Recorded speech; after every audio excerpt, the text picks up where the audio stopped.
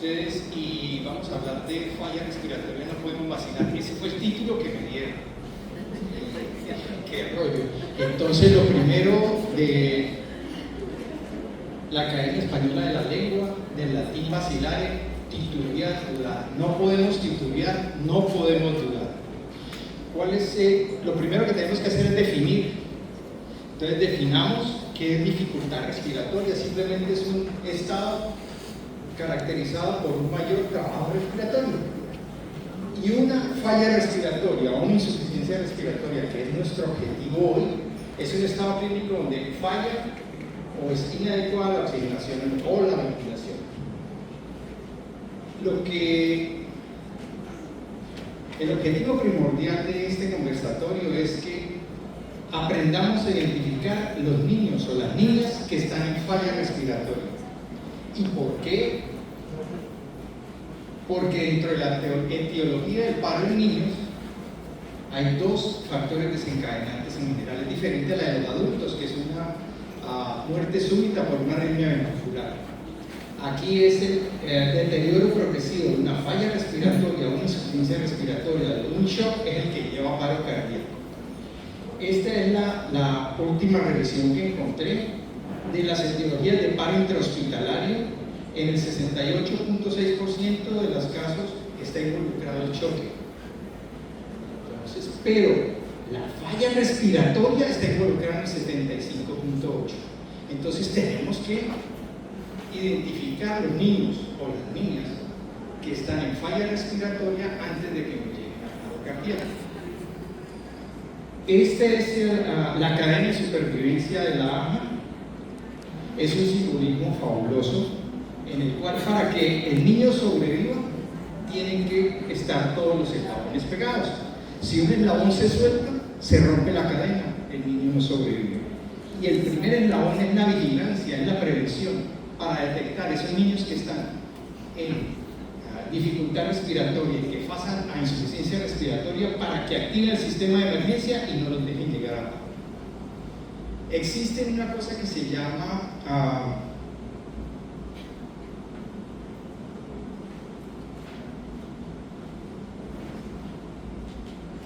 sistemas de alerta temprana, y esos sistemas de alerta temprana están en todas las instituciones que manejan niños, están dentro de la red, y cuando alguno de ellos o que la vía aérea esté amenazada o la frecuencia respiratoria sea menor a 10 o superior a 60, ya tenemos que empezar a pensar en eso.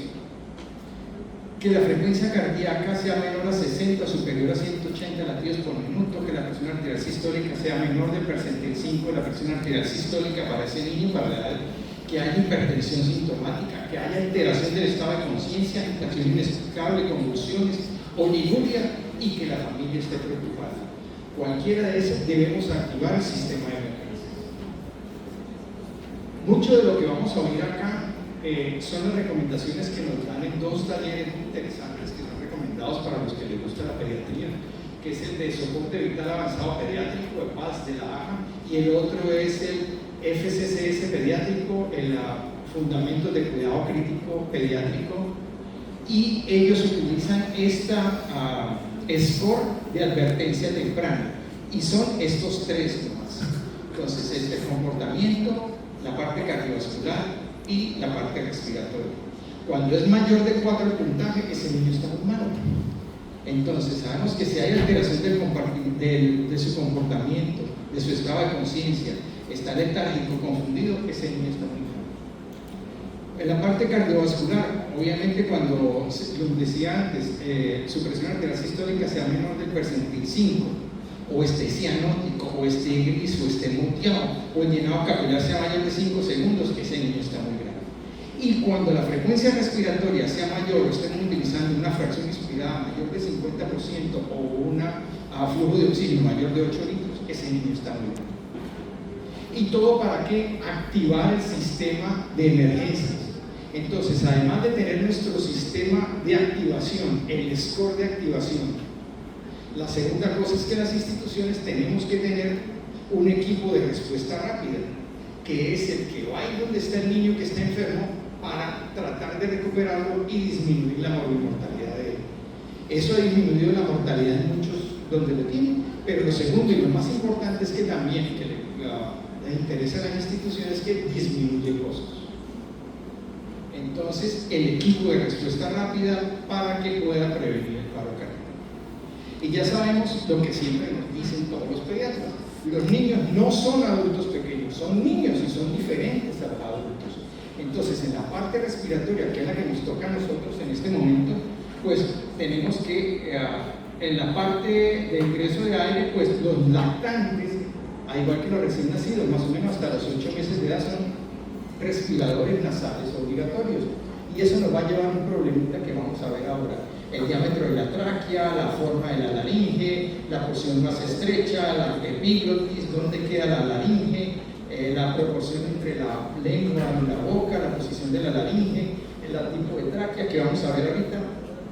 Entonces, la primera, las cuerdas vocales, la laringe en los niños está más o menos C2, C3, o sea, muy cefálico. Ya tenemos un problema tenaz para manejar los lactantes y obviamente los recién nacidos y los prematuros. Los adultos lo tenemos C5, C4. Entonces, la primera característica, los niños al tener la laringe más anterior, pues tenemos ese problema. De acá vemos una radiografía. ¿Qué tal tener nuestra laringe en C2, C3? Es muy cefálico. Nosotros lo tenemos en C4, C5.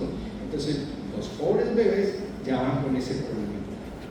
Segundo, que los niños son respiradores nasales obligatorios. Si se tapa la nariz, si vienen los moquitos, ese peladito se va a problemar. ¿Qué solución podemos tener? Aspirarle los moquitos.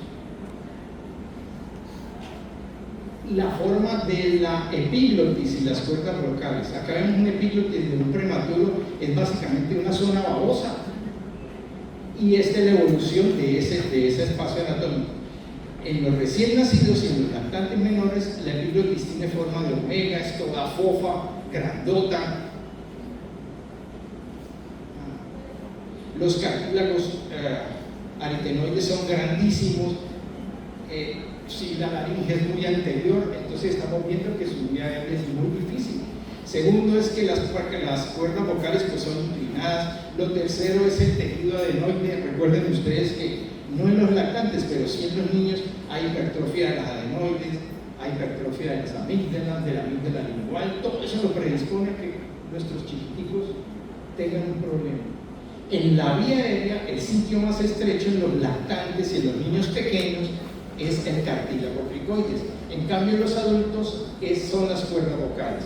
La forma de la tráquea del ingreso de los adultos es una forma cilíndrica.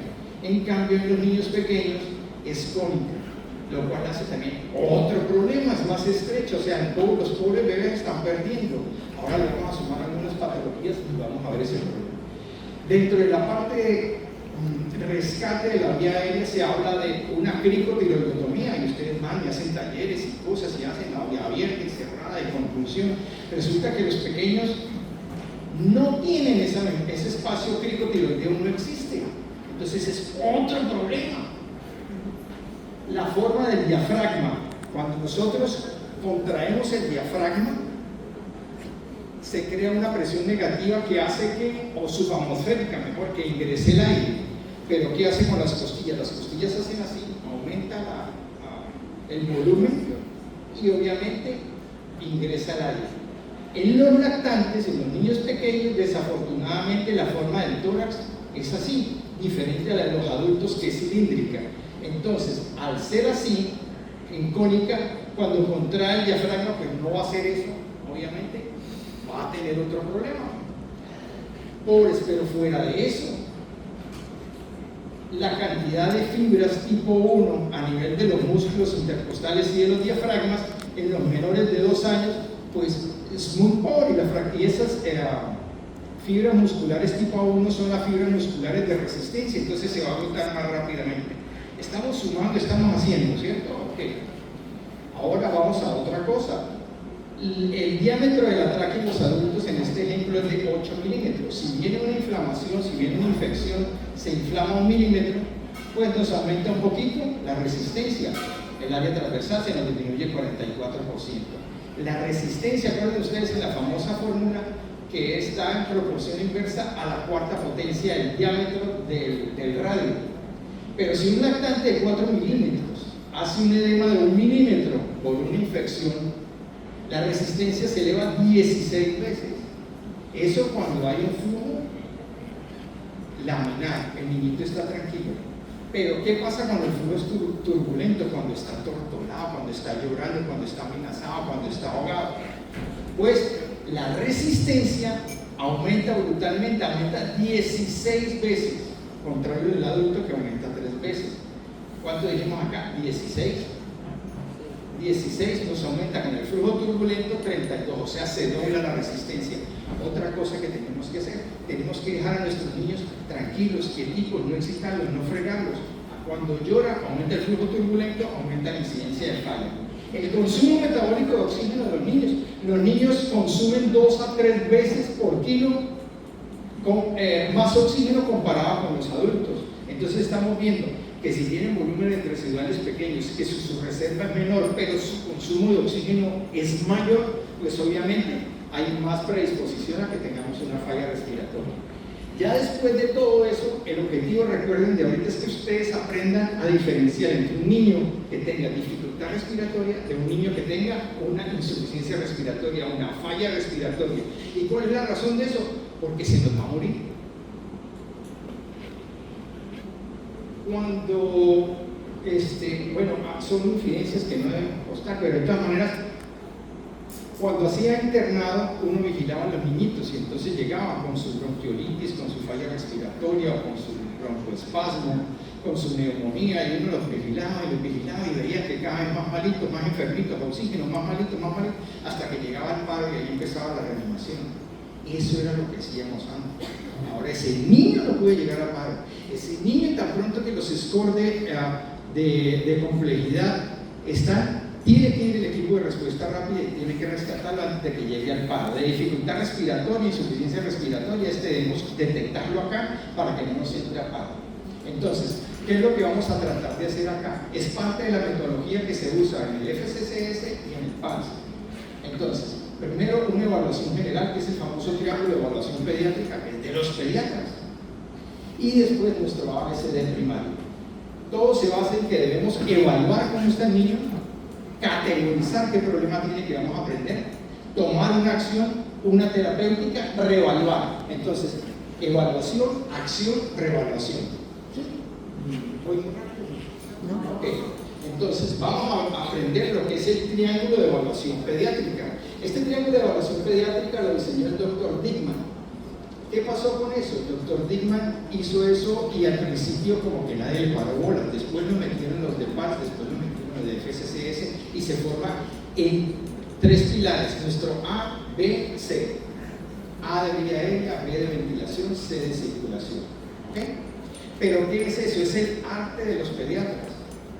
Que los niños no hablan, los niños no se expresan, y fuera de eso, cuando el niño va entrando, solamente observando y oyendo, el pediatra ya tiene eso. Entonces, ¿cómo lo hacen? Con este triángulo de evaluación pediátrica. Primero, A de apariencia, ¿cómo está el bebé? Entonces, ¿cómo está el tono? ¿Cómo interactúa? ¿Cómo se calma? ¿Cuál es su mirada? ¿Cómo está el llanto? ¿Cómo está el habla? ¿Sí? Tono, interactúa. Y la mnemotecnia es tickles. Pero para que ustedes la recuerden, tono, interacción, consolabilidad, la mirada, el habla y el llanto. Si hay alguna alteración en eso, ahorita vamos a ver.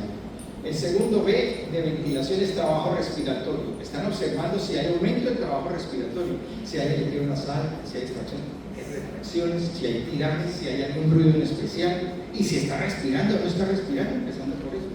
Y la C de circulación es cómo está el color de la piel. Si está pálido, si está cianótico, si está marmóreo, y ya nos está orientando hacia 2 problemas. Tenemos que categorizar rápidamente, apenas entra, o tenemos un problema o de choque, o tenemos un problema respiratorio. Como estamos en esta, que es un conversatorio sobre falla respiratoria, pues vamos a hablar de la de arriba. Si el niño tiene un problema respiratorio, tenemos que ver qué tipo de problema respiratorio tiene. Si tiene un problema de vía aérea superior, de vía aérea inferior, de tejido pulmonar, de parénquima respiratorio o una alteración de la respiración. Pero lo más importante es si ese niño tiene solamente aumento del trabajo respiratorio o ese niño está en falla. Entonces, hablan, este niño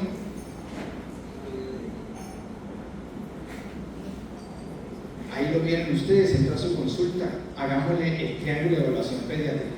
Primero, apariencia, el tono, como llevadito, ¿no? La mirada, como perdida.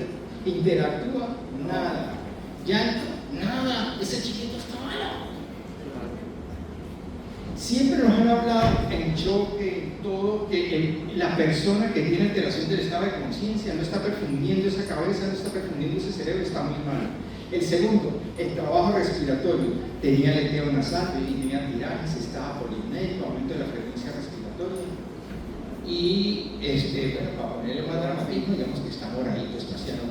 Entonces, ese chico tiene un problema respiratorio o un problema de choque. Respiratorio, perfecto, categoricémoslo rápido. Un problema de vía aérea superior, de vía aérea inferior. Perfecto, entonces, fíjense que ya estamos orientando. ¿Está en falla o está en solamente aumento del trabajo respiratorio? Pero está llegando y tenemos que interactuar. Cuando hay un niñito que tiene, está malo, la prioridad es oxigenación. ¿Ok? Entonces deberíamos colocarle oxígeno, ¿les parece? Súper. Ahora, esto es una crisis. Cuando llega un niño tan malito es una crisis. Entonces, en este laboratorio de simulación a mí me encanta esto y aparecen muchos libros de manejo de crisis y de simulación. Lo primero, identifique la crisis. Segundo, pida ayuda. Tercero, valore el paciente. Cuarto, el plan de tratamiento, ejecute su plan y vuelve otra vez y revalúe. Evaluación, acción, revaluación. ¿Ok? Entonces, recordemos, esta es la cadena de supervivencia del abogado. Es clave para que ustedes entiendan y reforzar lo que les dije ahorita. ¿Qué es lo primero que nos hablaba la doctora Claudia Pérez? Prevenir. Es mejor que el niño no se queme, es mejor que el niño no haga paro, es mejor que el niño no rompa aspire, es mejor que el niño no electrocute. Prevenir. Pero en la cadena de supervivencia del abogado, prevenir. ¿Cuál es eso? Pues, estén seguros, use salvavidas. Pero cuando ocurre, ¿qué es lo que tenemos que hacer? Reconozca la crisis y pida ayuda. Fíjese, si estamos enrollados, si hay un niño malito, pidamos ayuda. De todo el mundo, de la enfermera, del interno, del estudiante, del especialista, alguien que nos ayude. A nosotros no nos han enseñado a pedir ayuda. En la facultad de medicina nosotros somos unos supermanes. Mentira. Lo que tenemos que aprender es a pedir ayuda, es parte de la humildad y los pacientes se lo van a agradecer. ¿Ok? Entonces, reconozca la crisis y pida ayuda. El tiempo es importante. El niño se está deteriorando y este es el ejemplo. Estamos en un barco, en ese barco hay una tormenta, alguien se asomó a la borda, cayó al agua y ¿qué es lo que hacen de una vez? Lo aprendimos ahorita y nos lo repasaron con el tour que hizo el velero Gloria, que hicieron un simulacro sobre hombre al agua. De una vez alguien dijo hombre al agua e inmediatamente viene el protocolo de hombre al agua. ¿Ok? ¿Y cuál es el fundamento de eso? Que si lo ven al momentico, apenas cae, está pegado al barco. Pero a los 10 segundos está muy lejos, a los 20 segundos está allá, a los 30 segundos no lo encuentra. Por eso el tiempo es importante. Entonces hasta ahora vamos. Primero, identifiquemos la crisis, ¿cierto? Segundo, pidamos ayuda. ¿De acuerdo? Bueno, de nuevo, esto sí es poncho. Bueno, identifique la crisis y pida ayuda. Aprendamos a pedir ayuda. Y cuando el niñito se está ahogando, ¿qué necesita, hermano? Un tanque de oxígeno, necesita oxígeno. Entonces, tenemos que optimizar el contenido de oxígeno en la sangre o disminuir la demanda de oxígeno. Lo primero que tenemos que hacer, baratito, es administrarle oxígeno. Entonces, ¿qué tenemos? Tenemos una cosa que se llama sistemas de bajo flujo y sistemas de alto flujo. En pediatría los sistemas de bajo flujo como que no existen, porque si a un lactante le colocamos una cánula nasal con 2 litros por minuto es casi 1 litro por kilo, o sea, casi es una cánula nasal de alto flujo, pero de todas maneras tengámoslo en cuenta. Podemos utilizar una cánula nasal, una máscara simple o una bolsa con reservorio y válvula de reinhalación a 10-15 litros por minuto para que nos dé la fracción inspirada de oxígeno más alto que se pueda. Estamos rescatando un niño, necesitamos la mayor cantidad de oxígeno que le demos. Después desescala la fracción inspirada de oxígeno, porque tenemos un problema grave ahorita, que eso también ya está establecido, que el paciente que está hiperoxémico en urgencias se muere más. Pero eso después lo tiene que desescalar el pediatra, pero ustedes tienen que administrar el oxígeno para mejorar la cantidad de oxígeno que vaya. ¿Sí? Estamos en la parte aguda es rescatar, es resucitar, es ayudar. Ya después viene desescalar la fracción inspirada de oxígeno. Entonces, en FCCS nos dicen una máscara facial que nunca debe ser menor a 6 litros porque si no reinhala el niño. La segunda, una máscara facial de no reinhalación sería chéverísimo, que son esas que ven ustedes con una bolsa reservorio y una válvula de no reinhalación que nos da una fracción inspirada de oxígeno cercana al 100%. La cánula nasal de alto flujo entre 1.5 y 2 litros por minuto por kilo de peso ideal. Eso aprendimos, ni sabíamos que era eso hasta que llegó el COVID. Con el COVID aprendimos sobre las cánulas nasales de alto flujo, que cuando nos llegaron y las pudimos tener, se salvó mucho niño y mucho adulto. Y la otra es la ventilación no invasiva, ya sea solo con CPAP, con PIP o con BiPAP. Y eso, pues, ahorita vamos a ver. Y lo que hablamos ahorita, la cánula nasal, a pesar de que eso dicen que es un sistema de bajo flujo y que es inadecuada, en niños puede funcionar como un sistema de alto flujo. Esta es la máscara de no reinhalación con bolsa reservorio y válvula de no reinhalación, que cuando estamos entre 10 y 15 litros por minuto debe estar bien adherida a la cara del paciente para que no entre aire y que todo sea lo que lleva. Esta es la famosa cánula nasales de alto flujo, que el problema que tenemos es el costo. Y esta es la ventilación no invasiva, que uno dice, pero ¿cómo un niño va a aceptar una máscara y fuera de eso pegársela a un arnés a la cuando se ven súper bien? Yo no creía eso. Usted ve a los niñitos en las UCIs con sus máscaras de ventilación no invasiva tolerando todo eso. ¿Cómo debemos administrar el oxígeno a los niños? El niño llega en brazos de mamá, en brazos de papá, en brazos de la cuidadora, está semisentado. Generalmente nosotros lo retiramos al niño, lo acostamos y ahí viene el problema. Ya del flujo laminar pasamos al flujo turbulento, nos aumenta más la resistencia, nos aumenta más la hipoxemia. Entonces, al menos dejémoslo en brazos del cuidador. ¿Y con qué sistema? Pues el menos agresivo para el bebé. Ya hablamos del triángulo de evaluación pediátrica. Ahora vamos a hablar de nuestro A, B, C, D primario. A, vía aérea; B, buena ventilación; C, circulación; D, disfunción cerebral y exposición. Mañana con Santiago van a aprender que en trauma eso ya está cambiando. Ya es A, vía aérea con control de todos los puntos de sangrado. Pero en este momento no tenemos el niño con trauma ni sangrando. En este momento el tema es ahogado. Entonces, evaluación, acción, reevaluación. Evalúo la evaluación inicial y nuestro ABCD primario. Identificamos qué problema teníamos la COT y intervenimos eso. Entonces, lo categorizamos o es un problema de vía aérea superior, de vía aérea inferior, de tejido pulmonar o de control respiratorio. Entonces, vamos a hablar de la evaluación primaria. A. ¿Cuál es el objetivo de todo esto? Identificar lo que va a matar al niño o a la persona. Entonces, si tenemos un problema grave, cuando ustedes están viendo A, ahorita vamos a ver, pues hay que manejar A antes que B, antes que C, antes que D. Eso lo aprendimos de los del trabajo. Bueno, A, si tiene obstrucción grave, pues tenemos que manejar la obstrucción antes de, porque si cuando estamos acá empelotando el pobre bebé, ya se nos murió. Entonces, primero solucionemos este problema. Segundo, si hay un aumento considerable del esfuerzo respiratorio o el paciente está en bradipnea o apnea, pues tenemos que ventilarlo, porque cuando vayamos ya se nos murió. En la parte de circulación, pues obviamente es el pulso débil, la mala perfusión, la hipotensión, la bradicardia, y el déficit neurológico, la falta de respuesta, que es así, es un indicador. Entonces, si la vía aérea nos dicen estas tres categorías, o es una vía aérea despejada, una vía aérea despejada, que es decir, permeable, pues no tenemos problema, que sigamos el algoritmo. Pero si no, hagámosle ahorita unas maniobras. Y si no se puede mantener con esas maniobras que vamos a ver de permeabilización de la vía aérea, pues tenemos que hacer un manejo de vía aérea avanzada. Pero lo primero es A. Entonces, si tenemos a este niño que nos llega así, con muchos altirajes, fuera de eso cianótico, el pulso se toca, es un pulso rápido, fuerte, pero en este momento su frecuencia respiratoria ya está cansadito en niños de 6, 7 por minuto. ¿Qué es lo que tenemos que hacer? Estamos hasta ahora bien, ventilar, ¿ok? Pero si nos llega nuestro vía aérea, identifiquemos la crisis, pidamos ayuda, ¿recuerden? Ok, entonces, ¿cuál es la principal causa de obstrucción de la vía aérea en todos, y más en lactantes y más en niños?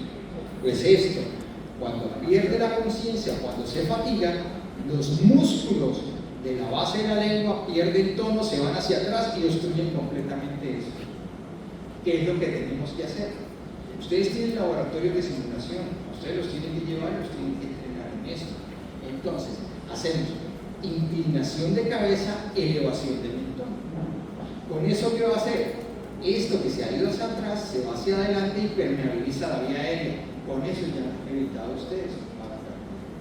Inclinación de cabeza, elevación de mentón.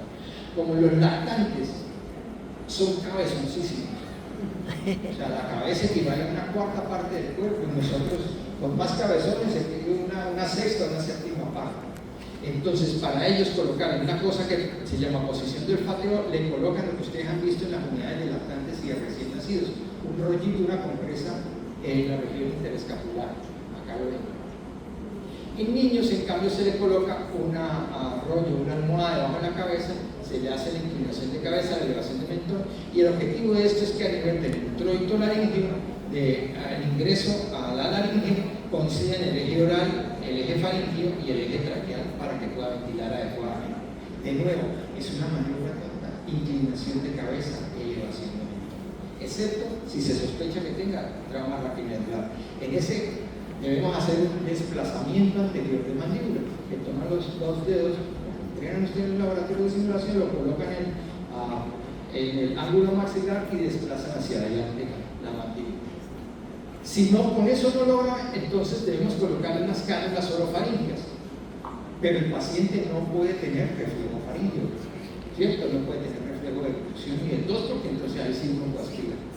Que la cánula pues permeabilice ese ingreso, que debemos medir desde la comisura labial hasta el ángulo maxilar o hasta el trago, y que nos dé ese largo, porque esta está muy larga y empuja la epiglotis hacia atrás y lo obstruye, o esta está muy corta y empuja la lengua hacia atrás. Entonces tenemos que tener la cánula que es. Si el paciente tiene reflejo faríngeo, reflejo nauseoso, pues no podemos utilizar una cánula orofaríngea. Entonces debemos utilizar una cánula nasofaríngea, que esa por la nariz y va a llegar acá y va a permeabilizar, va a estar por delante de la lengua y va a permeabilizar la vía aérea. También las tenemos que tener y el tamaño que es. Si no funciona con eso, tenemos que darle ventilación con la VBM, ventilación bolsa máscara, ¿cierto? Válvula, bolsa, máscara. La maniobra de la S, y ventilar un niñito es dificilísimo y con una es supremamente complicado. ¿Qué es lo que tenemos que hacer? Que dijimos, primero identifique la crisis, segundo ¿qué? Eso, pedimos ayuda, porque ventilación a 4 manos es mucho más fácil, ¿sí? Eso era, y esto es lo que nos dejó el COVID. El COVID en todos sus trabajos vieron lo siguiente, que esta es la C y esta es la E, la maniobra de la C es famosa, ahora se llama la maniobra de la V, o sea, V pequeña, E. Al colocar los dedos así, con esta regleta sobre la máscara, menos cantidad de aire sale por fuera de la máscara. En la época del COVID era muy importante que no hubiera aerolización, ¿se acuerdan? Ni acordarse de eso, malos recuerdos para mí y para todos, yo creo. Entonces, la CE y debemos hacerlo con la VE. Crean que quitar eso de la cabeza para mí ha sido imposible. Yo uso CE, pero ustedes perfectamente pueden usar la VE, ¿ok? Para ventilación a 4 manos. Pero yo perdí ese curso, o sea, desaprender y aprender. No, uno cuando llega a determinada edad, muere. Entonces, y si no ventila con eso, ¿qué hacemos? Pues acelerar la vía invasiva. No es el caso de lo que vamos a ver ahora. Ya vimos la A. ¿A de qué? apertura de la vía aérea. La vía aérea se puede mantener con maniobras o con cosas avanzadas. Ahora la B, ventilación. ¿Qué evaluamos? Evaluamos la frecuencia respiratoria, el esfuerzo respiratorio, el volumen corriente, los ruidos cardíacos, la oximetría de pulso y la oceanografía. La frecuencia respiratoria, aquí está el dato de lo que debe hacer, pero uno tiene que tener en el celular, como decía Claudia, en las tablas plastificadas, como hacemos nosotros los viejitos, o en las paredes con los pendones, ¿sí? Los signos vitales para cada. Pero acá tenemos dos cosas importantes que quiero que ustedes las vean. El que tenga menor de 10 por minuto está fregado, y el que tenga más de 60 está llevado. Entonces, al menos vamos a recordar lo siguiente: quien tenga una frecuencia respiratoria mayor de 60 por minuto es bandera roja. Eso hay que vigilarlo más, ¿ok? No se me va a olvidar. Esfuerzo respiratorio. El esfuerzo respiratorio, si es inadecuado, incrementado o ausente. Yo cuando leí esto, inadecuado. Pues sí, fíjense que si ustedes tienen un niñito con una enfermedad, una miopatía de esas en los padres, muy llevadito, o un paciente con un trauma retinal, o un paciente con un trauma craneoencefálico, o un paciente con una hipertensión endocraniana, con eso es que empieza su depresión respiratoria, pues acuérdense cómo, o un paciente con una sobredosis de opioides. Ventila profundo, no hay tiraje, no hay dificultad respiratoria, pero es una patrona normal. Ahí es cuando cae esa palabra inadecuada. Incrementado, recordemos que la bandera roja en la frecuencia respiratoria en niños es mayor de cuánto? 60%. Esfuerzo respiratorio. En el trabajo respiratorio vamos a evaluar el aleteo nasal. Recuerden lo que les dije, que los niños son respiradores nasales obligatorios, sobre todo en el primer año, los menores de 8 meses. Segundo, la mayor resistencia en la vía aérea, tanto en adultos como en niños, ahí que es vía aérea superior, la nariz, tenemos una nariz muy chiquita, va todo el aire que nos tiene que entrar. Y si se magnetiza un poquito, le metemos 2-3 moquitos. Entonces, por eso los niños tratan de abrir como pueden esas narinas para que les entre más aire y sea menos la resistencia. El cabeceo, la maniobra de cabeceo, ustedes están viendo cuando el niño está. ¿Qué es eso? El niño está haciendo inclinación de cabeza, elevación de mentón. ¿Ok? O sea, ese niño está malito. Retracciones torácicas o uso de músculos accesorios. Entonces, los niños, todos sus cartílagos, tanto traqueales, intercostales, pues son muy frágiles. Entonces, ellos, con cualquier obstrucción, hacen unas retracciones violentas, brutales. Entonces podemos clasificar la dificultad respiratoria de acuerdo a el número o la cantidad de tirajes intercostales. Volumen corriente. Este es interesante, pero bueno, de todas maneras yo no sabía qué mostrarle a ustedes, también en espirometría. Pero consiste en lo siguiente: que el niño en su volumen corriente, es decir, el volumen normal, debe ventilar dos cosas: la parte alveolar y la parte de espacio muerto. Si el volumen corriente del niño es pequeño, pues va a ventilar la parte de espacio muerto y no la ventilación alveolar, y ese niñito, fuera que está respirando rápido, fuera que no le alcanza, está fregadito. Y los volúmenes de reserva, pues son chiquiticos, porque el bebé es chiquito. Entonces, fíjense que estamos fregados con el niño. Los ruidos pulmonares de la vía aérea, puede ser estridor. ¿Por qué se produce el estridor? Es una obstrucción de la vía aérea superior.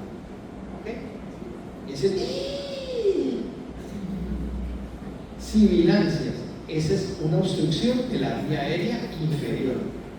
Y los estertores y crépitos es no sé cómo llamarlo, la inundación también. Sí, a nivel alveolar. Y el quejido, ¿qué es el quejido del niño? El pujo. Porque el niño hace. El niño, cuando hace pujo, cierra la glotis antes de que expire completamente para tratar de mantener un volumen residual adecuado. Es como si él estuviera haciendo un autopip. Pero los chinos son muy inteligentes. El peladito hace el cabeceo y el aleteo nasal, y fuera de eso hace el pujo para dar su autopip. Entonces, pero esos niños estamos conscientes de que están malitos: estridor, sibilancias y quejido. Oximetría de pulso. La oximetría de pulso pues se popularizó también con el COVID, ya todo el mundo sabe, las mamás saben, todo el mundo sabe qué es lo que mide, es la saturación arterial de oxígeno. Recuerde que aquí no estamos mirando qué es hipoxemia, sino qué es hipoxia tisular, y que eso depende del gasto cardíaco y del contenido arterial de oxígeno. Como no estamos en el rollo del gasto cardíaco, solo vamos a hablar del contenido arterial de oxígeno. El oxígeno lo podemos transportar de dos formas, ¿se acuerdan ustedes? Una es unido a la hemoglobina, que es la mayoría, que depende de la saturación arterial de oxígeno y la cantidad de hemoglobina, y otro es el oxígeno disuelto, que es dependiente de la presión arterial de oxígeno, que es muy bajito, fíjense más con ese número, multiplicado por cuánto, por 0.003. Esta es la curva de disociación de la hemoglobina, pero básicamente lo que nos quieren decir es lo siguiente: cuando hay una saturación del 90%, su presión arterial de oxígeno es 60. 90% es buena. Pero fíjense ustedes para que vayan racionalizando eso. Pero en ese momento viene la caída brutal, o sea, a medida que se va fatigando y a medida que va disminuyendo la saturación arterial de oxígeno, va disminuyendo el oxígeno el oxígeno que tiene ese bebé. Entonces es otro nivel de alerta. Y la capnografía, que a mí me da tristeza porque, bueno, nosotros tenemos capnógrafo en todas las salas de cirugía, pero no veo ningún capnógrafo en ningún servicio de urgencias. Y no estamos hablando de intubación, estamos hablando de seguimiento de un niñito que tiene una dificultad respiratoria. Le colocan o una cánula nasal o una interfase para monitorizar su CO2 expirado, o una máscara facial con otra interfase para lo mismo, y nos da la curva de capnografía. Capnografía es el CO2 final de expiración, o la gráfica del CO2 expirado, o nos lo da en números, cualquiera de las tres. Bueno, ¿y eso para qué? Pues básicamente es por esto: si no hay CO2, ese niño no está respirando, se está obstruyendo. O si no tiene forma de la capnografía tiene alguna forma, o sea, tiene capnógrafo que da en la forma de la onda, pues podemos ver muchas cosas, cómo aumenta, cómo disminuye el CO2, pero lo más importante para ustedes es que si no hay CO2, ese niño no está respirando, o sea que es muy bueno. Ay, este niño era para que hagamos algo, pero bueno, digamos que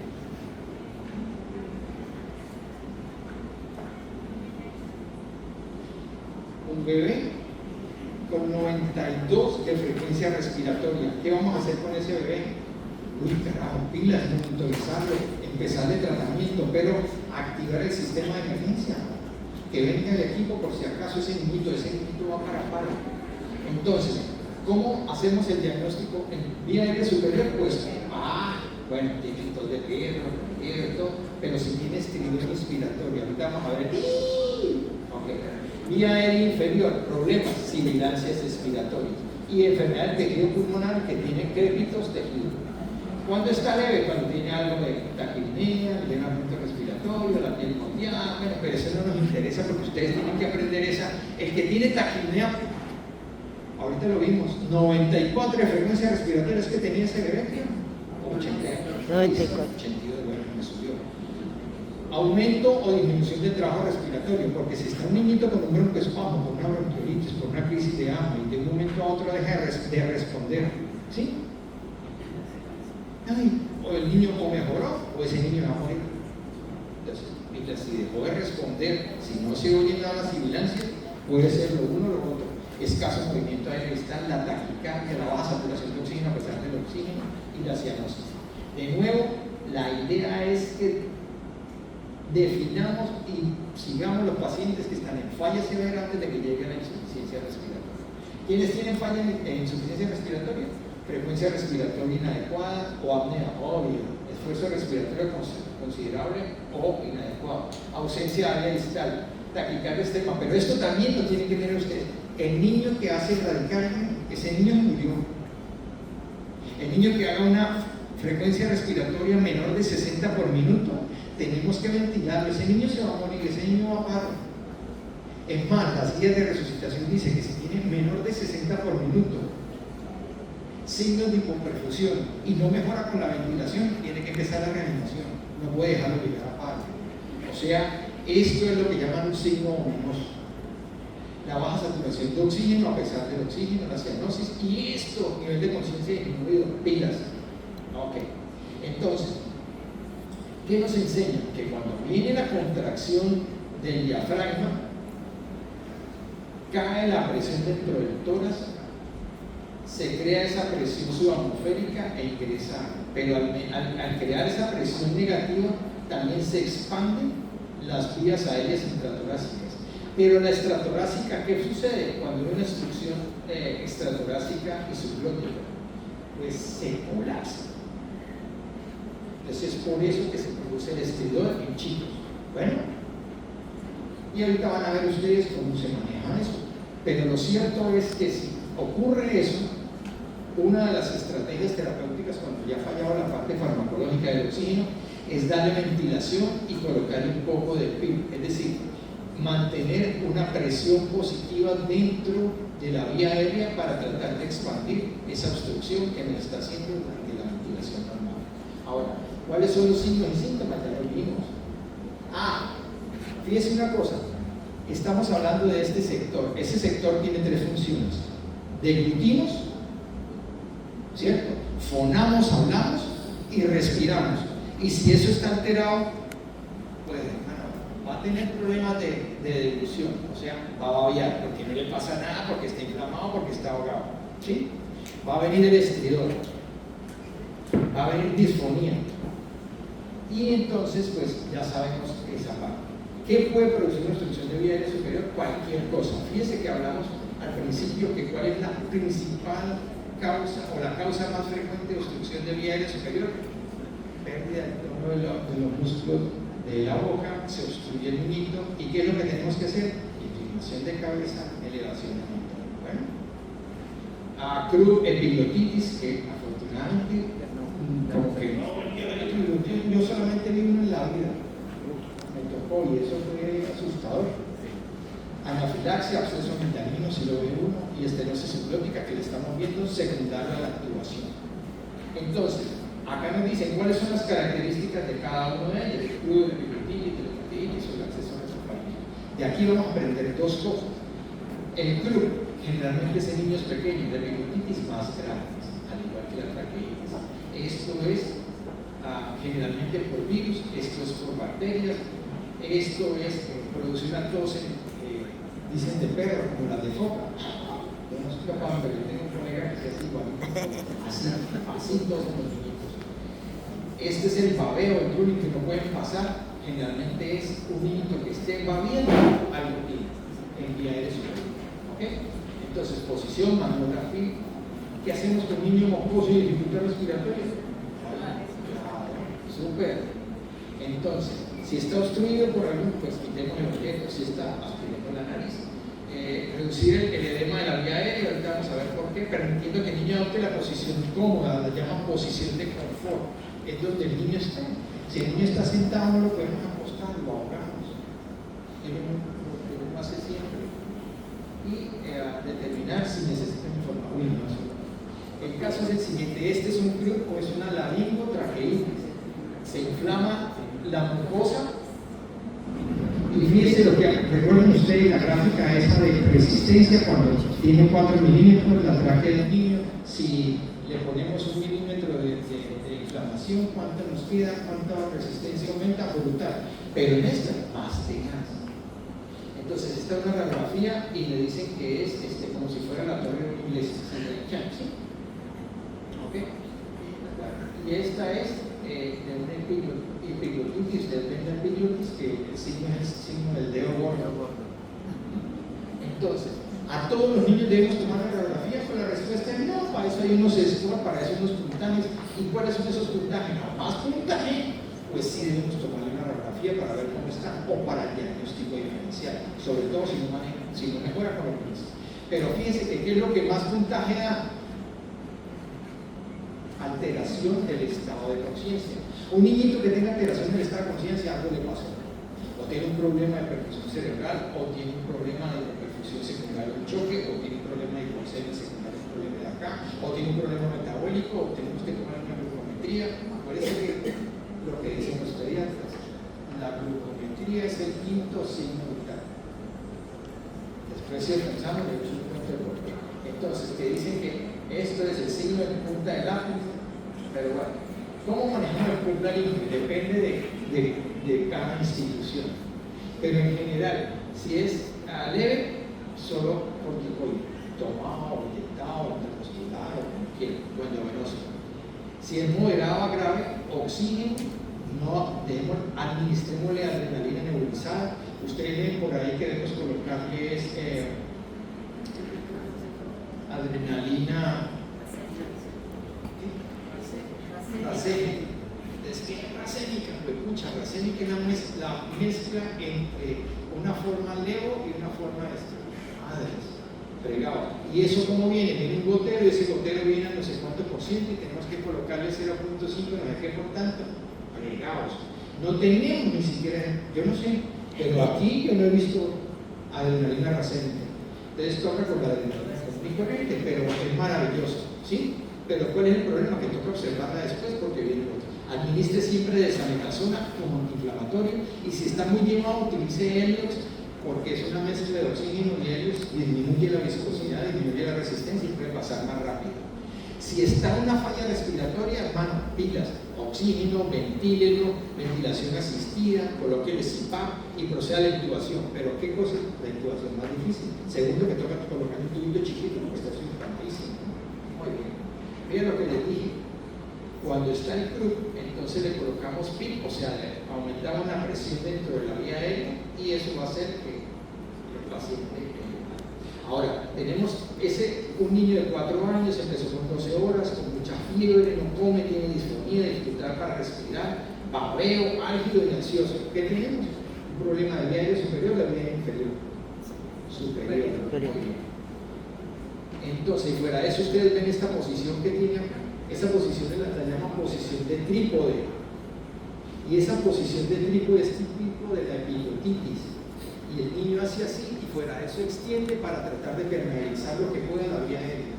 Un niñito en una crisis asmática, una crisis de broncoespasmo, una crisis por una broncoaspiración, una crisis por una bronquiolitis, y está en posición, recuerden ustedes, de trípode, ese niñito está bien mal. Ahí está la posición. Entonces, la epiglotitis nos habla de las 3D: disnea, disfagia y disfonía. Todo lo que tenemos acá. No pasamos, y por eso nos ahogamos. Y fuera eso está obstruido, y esto es babeo, o sea, ese niño, pilas. Entonces, si alguna vez le toca epiglotitis, ¿por qué ha desaparecido la epiglotitis? Por la vacunación. La etiología es el hemófilo, ¿cierto? Y con la vacunación del hemófilo, mira la maravilla de la vacuna. Todavía hay médicos que están en contra de la vacuna, o las cosas apenas. Este es el signo del dedo gordo. Así es la normal, la epiglotis, las cuerdas vocales, los aritenoides, y veo una epiglotis de una epiglotitis. Ni se ve, o sea, es arrechísimo. O sea, es dificilísimo, ahí tiene que estar todo el mundo, tiene que estar cirugía pediátrica, no sé qué, todo el mundo. Eso es muy difícil. Y ahorita vamos a ver, si un niño le sospechan epiglotitis, ¿qué es lo que tienen que hacer ustedes? Vía inferior, bronquiolitis y asma. Acuérdense que este tipo de patología depende de 3 cosas. El primero es el edema de la pared bronquial, el segundo es el espasmo del músculo y el tercero son las secreciones. O sea, tenemos que tirarle a todo cuando tenemos eso. Entonces, ¿cuál es la fase expiratoria prolongada y sibilancia? ¿Qué le podemos hacer? Pues lo que ustedes ya saben. Acuérdense, el flujo turbulento. Pero además de eso, pues el oxígeno, los broncodilatadores, los beta-2, los anticolinérgicos, corticoides endovenosos, el sulfato de magnesio, el helios, etc.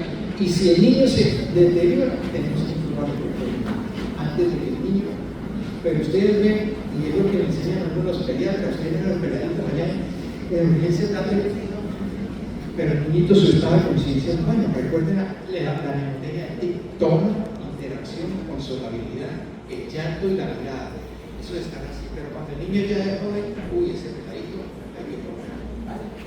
Entonces, Si tiene una vía aérea obstruida, si la respiración está lenta, si no hay mucho esfuerzo respiratorio, ya no hay sonidos anormales porque ya no tiene fuerza, su frecuencia cardíaca cayó ya en bradicardia, no hay respuesta al llamado, ese niñito se va a morir. Y la última enfermedad del tejido pulmonar, que puede ser cualquiera de ellas, neumonía, no sé qué, alergias, etc. Y para ellos, el diagnóstico es estertores, crédito pulmón. Y el manejo, pues de acuerdo a la etiología, pero en general broncodilatadores, antibióticos, etc. Acá lo tenemos. Y soporte ventilatorio baja, que es cuando sí se da la ventilación no invasiva. Esto es, para explicarles lo que es un PIP, pero ustedes saben que es un PIP. Control respiratorio alterado, lo que hablábamos ahorita, si tiene alteración de los centros respiratorios, acuérdense que para uno respirar necesita un circuito muy bueno. Los receptores periféricos, ya no estiramiento sino químico, los receptores a nivel central del centro respiratorio y los efectores. O sea que cualquiera de estas cosas nos puede alterar. Aquí está. Y esto es movimiento reducido. Entonces, esto ya lo vimos, pero esto es lo que nos enseña nuestro FCC, es el Fundamentos de Cuidado Crítico Pediátrico, evaluación, acción, reintervención, pero nos da dos cosas en el centro: trabajo en equipo, pidamos ayuda, aprendamos a comunicar. Hermano, pidamos ayuda. Parece anestesiólogo este tema, trabajando ayuda, no, hay que pedir ayuda, hermano, hasta de su bebé. Ya manejen gavilla, ¿no? En todas las películas. Los X-Men, entonces, ok. Estos son, ya lo vimos, esta es la gráfica, dificultad respiratoria. Bueno, tenemos a este paciente, una frecuencia respiratoria de 10 por minuto, 10 por minuto, una frecuencia cardíaca de 64 por minuto, satura 85% con oxígeno por máscara, no se oculta el ingreso del aire, no responde al llamado. ¿Qué hacemos con él? Activar el código. Sí. Nada que hacer. Bueno, ¿cuál de estas tres? ¿Le pongo ellos?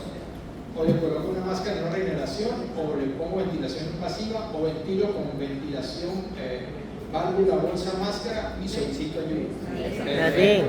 Bien, entonces están buenos para quien quiere ser millonario. Sí, perfecto. ¿Y eso es por qué? Porque ya se le está acabando la pila a ese bebé se va a morir. Súper. Entonces, de nuevo, creo que ya no les voy a mostrar esta gráfica, yo los tengo convencidos.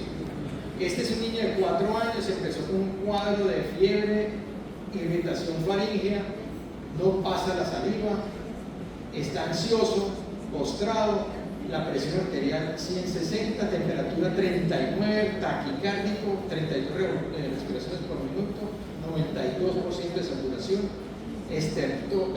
retracciones externales, aleteo nasal y no tiene tos. ¿Qué diagnóstico tenemos? Epiglotitis, que no existe la epiglotitis por hemófilos, pero perfectamente puede hacer, ahorita no digo que, ahorita ya sabemos qué es eso, y esto quiero para que ustedes entiendan lo que es ese problema en vía aérea cuando está. Entonces, esta es la epiglotis, violentamente gorda, y por acá tiene que pasar el aire. Si se aumenta otro poquito, se obstruyó, se murió. Entonces, fíjense, ¿qué tenemos que hacer cuando tenemos un chico con una obstrucción de vía aérea superior de cualquier etiología? Envía al paciente a sala de cirugía o para que lo examinen bajo anestesia y lectura. El que lo lleve, el intensivista o el que lo maneje, tiene que ser un experto en el manejo de vía aérea y tener todas las alternativas disponibles. ¿Sí? Entonces, esta es la que les mostré. Pero le tomaron la radiografía al niño y vean lo que encontraron. ¿Se alcanzan a ver qué es? Cuerpo extraño.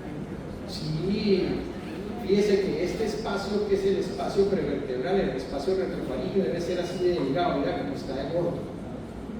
Y está obstruyendo acá, acá se ve, y cómo está obstruyendo la vía aérea. Sí, madre, eso también es otra cosa para correr y para asustarse.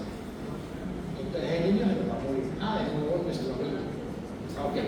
Esta es una niña de 4 años, taquipnea súbita, estaba comiendo, 45 respiraciones, hay retracciones en todos lados, hay estridor, a la auscultación se observa que presenta sibilancia, no está cianótico, su llenado capilar es de 1 a 2 segundos. ¿Qué sospechamos?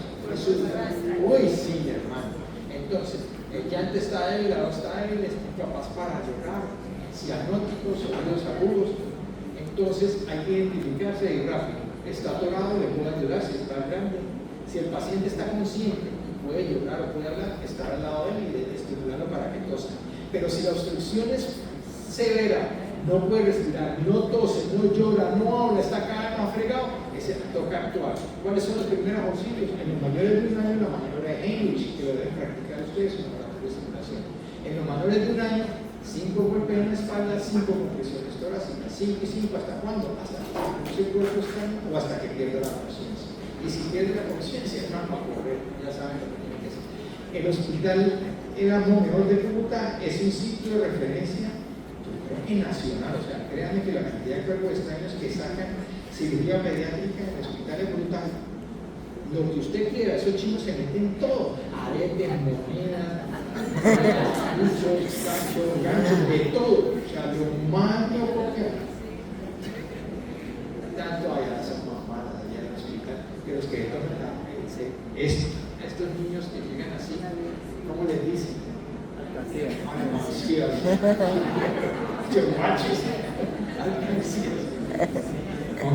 Este es un chico de 5 años que estaba en bicicleta, no tenía casco, fue arrollado, los ojos del niño están cerrados, es decir, no abre los ojos al llamado. ¿Recuerdan ustedes? Frecuencia respiratoria de 8, hay ronquido, no responde a órdenes verbales.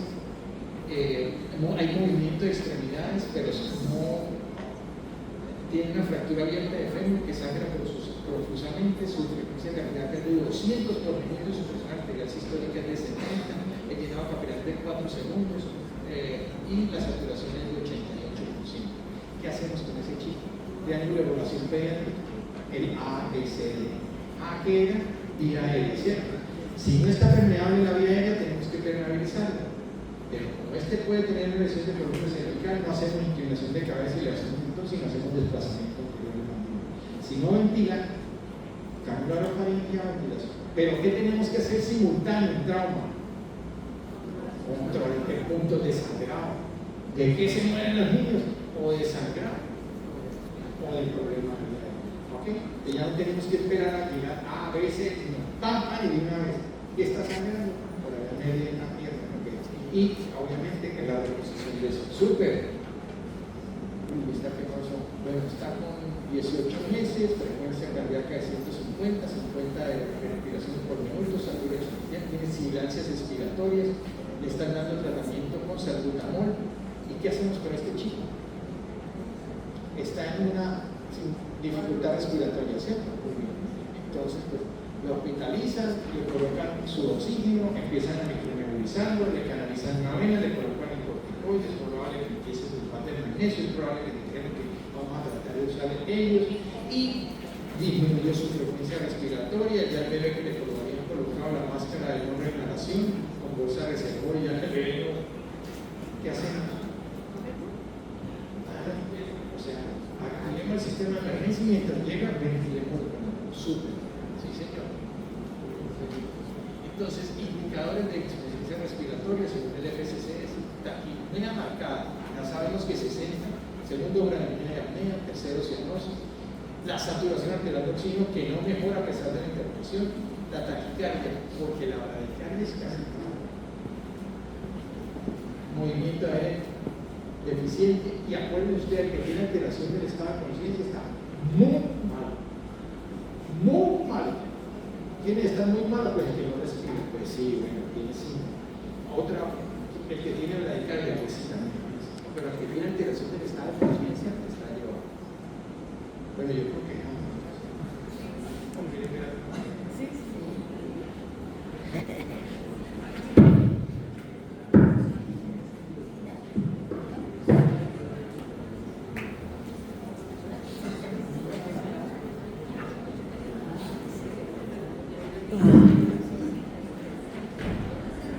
¿Ya?